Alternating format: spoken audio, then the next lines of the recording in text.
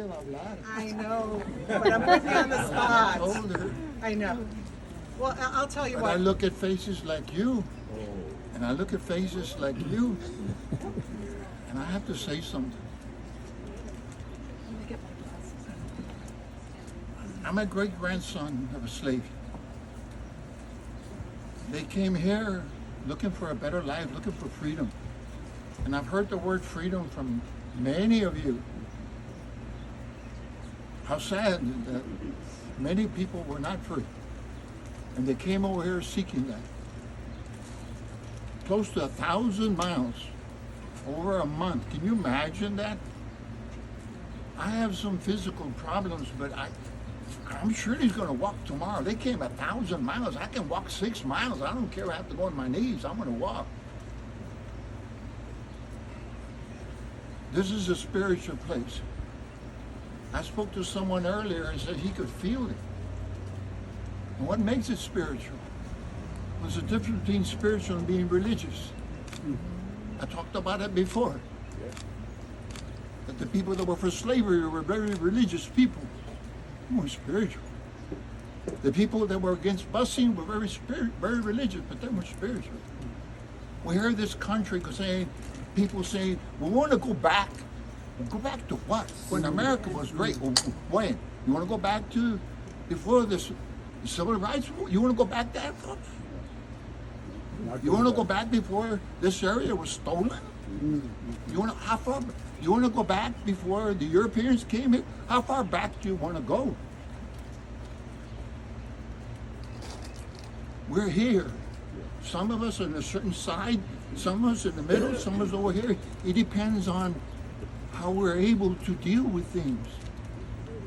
Some of us have to strip ourselves of all our vestiges if we felt we had to be successful. The language, the food, our customs, our values, our ethics, our principles. We had to put them aside if we wanted to be successful. But it's groups like this that say you don't have to do that. You can be yourself. You can write your own story.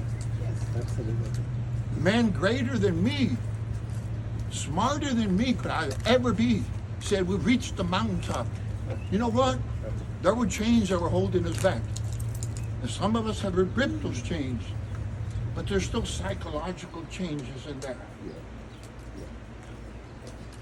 And those chains are the ones that keeps us how they want us to be, they want us to explain ourselves. So we reached the mountaintop. That's great. We have arrived. No, you haven't. That's when you're just beginning.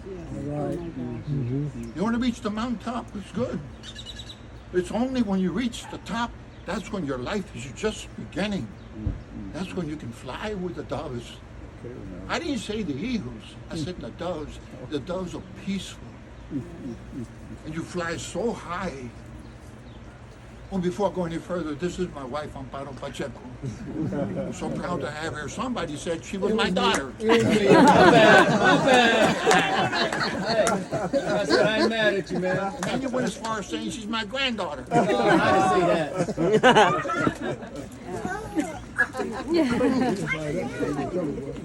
But when you fly so high, there's no limit to what we can do. You know when you arrive? It's when you go so high and you touch the peace of God. That's when you arrive. You know, a lot of people, both sides, are tired of the R word. They don't want to hear it anymore. What's the R word? Well, you know what the R word is. They don't want to hear it anymore. And maybe we should stop saying that. Maybe we should just stop and say, let's just connect with each other. Let's find something that's in common for all of us. What is in common? We all want peace. We want to live free. We want to live and grow. So how do we tear those chains? Slowly.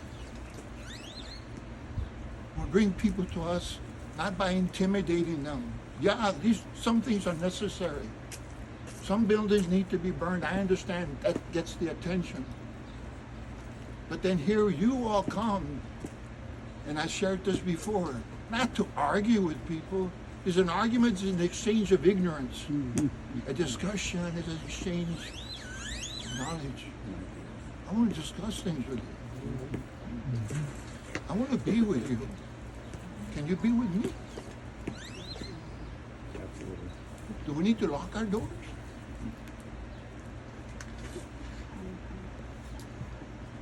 I often say, why didn't God make us blind?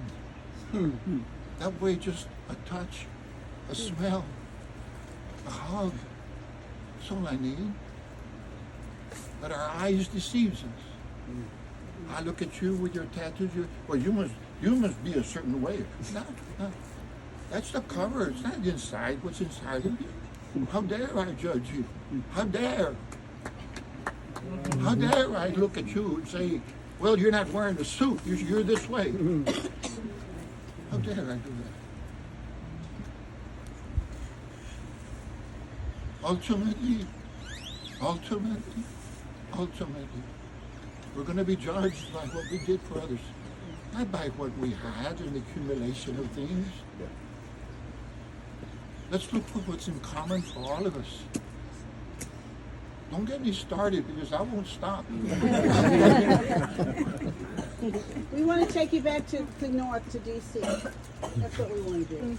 All of you. You can take me wherever you want. Say not in the winter. May God be with all of you who brought you here.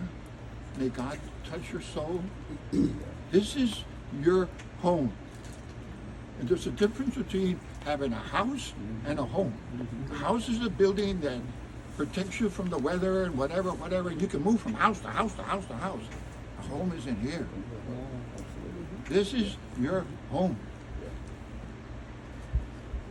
You said earlier what these people went through to discover what God meant for us to be free, to grow, to love.